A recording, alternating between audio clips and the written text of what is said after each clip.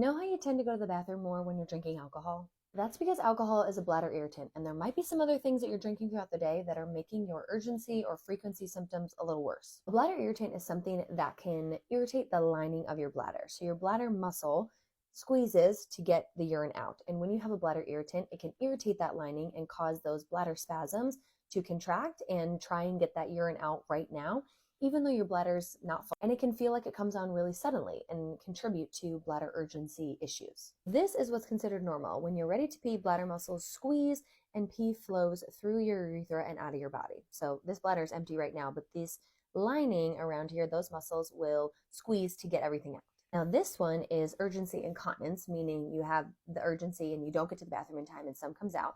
But this is what's happening to that muscle lining. We have these like spasms, they're starting to contract, and so you suddenly have the urge to pee immediately. Now, I'm a pelvic floor physical therapist, and I'm talking about bladder irritants all the time with my clients, but I am not one to say you need to cut these out completely. But we might do a bladder diary and consider when you're having these drinks and be more strategic about it, especially if you're having frequency or urgency symptoms that you want to change.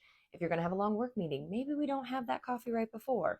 Or my other strategy is to mix in more water to dilute that irritant a little bit.